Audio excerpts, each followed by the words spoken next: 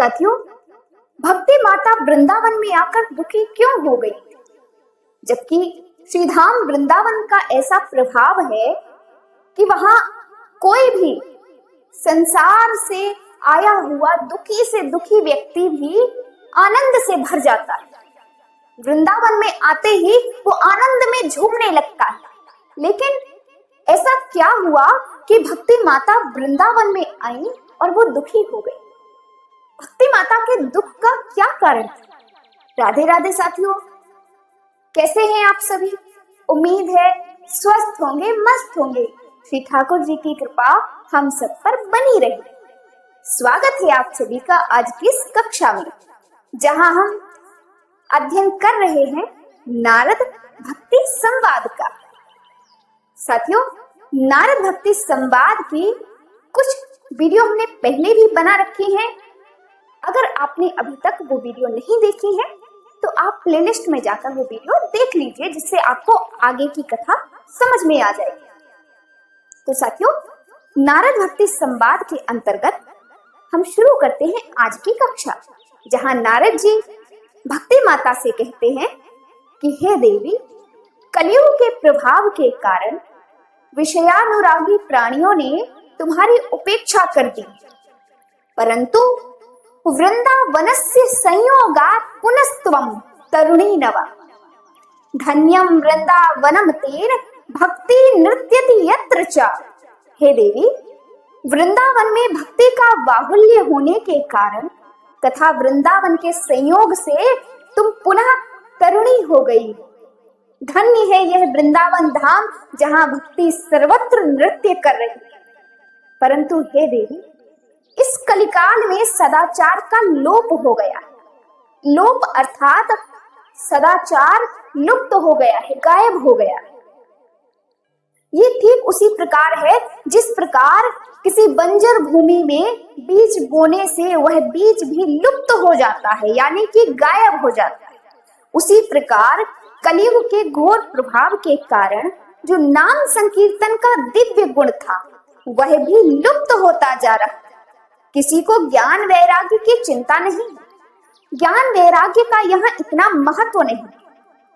ये सच बात है साथियों, क्योंकि हम वृंदावन में देखते हैं कि ब्रजवासियों को ज्ञान वैराग्य की नहीं पड़ी है।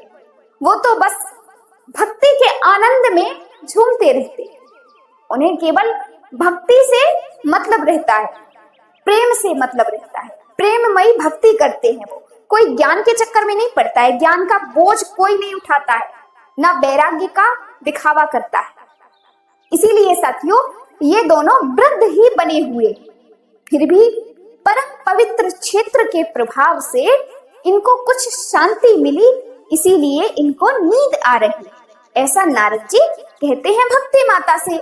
और नारद जी कहते हैं कि हे देवी, तुमने ही एक बार भगवान से पूछा था कि हे प्रभु, मैं आपकी क्या सेवा करूं? तब भगवान ने तुमसे भक्तों का पालन करने के लिए कहा। तब तुमने उनकी आज्ञा का पालन किया। इससे भगवान ने प्रसन्न होकर के तुमको मुक्ति नाम की दासी और ज्ञान व वैराग्य नाम के 2 सेवक प्रदान किए।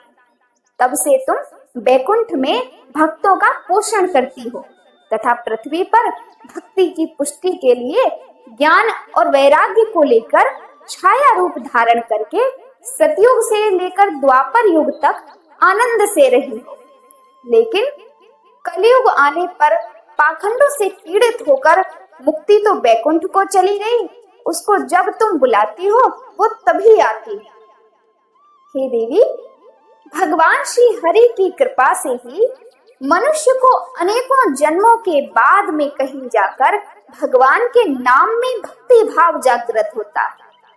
कलयुग में प्राणी मात्र के उद्धार का एकमात्र साधन भक्ति है, ऐसा देवर्षि नारद ने कहा भक्ति माता से। इस पर भक्ति माता ने कहा कि हे देवर्षि, आपका केवल एक बार उपदेश धारण करके कयाधु कुमार प्रहलाद ने माया पर विजय प्राप्त कर ली थी। ध्रुव ने आपकी कृपा से ही ध्रुव पद को प्राप्त कर लिया था।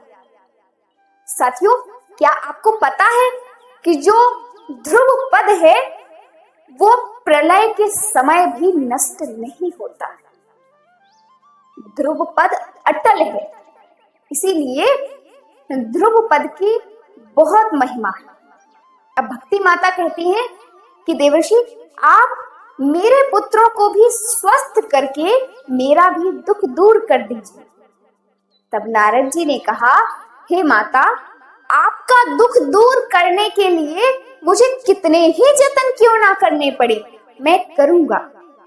हे माता, आप चिंता ना करें, मैं नारद आपको वचन देता हूँ कि जन जन में आपकी प्रतिष्ठा ना करवा दी तो मैं हरि का दास नहीं। इसीलिए हे माता, आप चिंता को छोड़िए और ब्रज के चितचोर प्रभु का चिंतन कीजिए, आपका संकट अवश्य ही टल जाएगा। ऐसा नारद जी ने भक्ति माता को समझाया।